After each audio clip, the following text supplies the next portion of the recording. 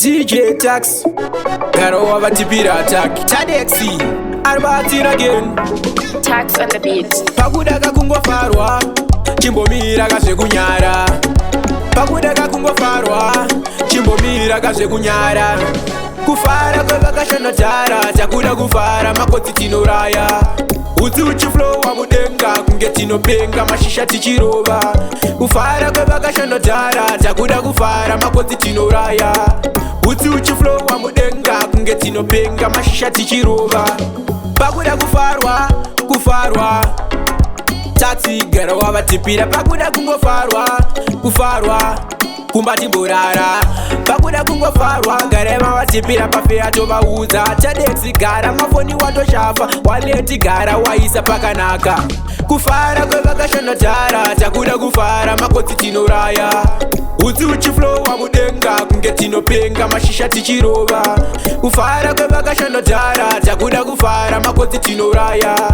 Utuchi flow wa mudenga, kunge tinopenga mashisha tichirova. Pakuda kufarwa mira kumbonyara. Pakuda kufarwa mira kumbonyara. Makoti tomada, mawaini tomada, mashisha chimbo mira kundi nyima. Marijuana gara watoisa, Malawi tota mixi.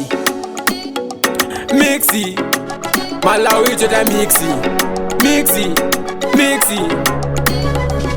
Kufara kwevakashana tara, takuda kufara makoti tinoraya. Utuchi flow wa mudenga, kunge tinopenga mashisha tichirova. Kufara kwevakashana tara, takuda kufara makoti tinoraya. Utuchi flow wa mudenga, kunge tinopenga mashisha tichirova. Pakuda kufarwa Taxi gara wavatipira. Pakuda kufarwa kumbati borara. Pakuda kungofarwa garema watipira pafea tovauza. Tadexi gara mafoni watoshafa, waleti gara waisa pakanaka. Kufara kwevakashana tara, takuda kufara makoti tinoraya. Utuchi flow wa mudenga, kunge tinopenga mashisha tichirova. Kufara kwevakashana tara, takuda kufara makoti tinoraya. Utuchi flow wa mudenga, kunge tinopenga mashisha tichirova. Pakuda kufarwa mira kumbonyara. Pakuda kufarwa mira kumbonyara. Makoti tomada, mawaini tomada, mashisha chimbo mira kundi nyima. Marijuana gara watoisa, Malawi tota mixi. Malawi tota mixi. Mashkwedi.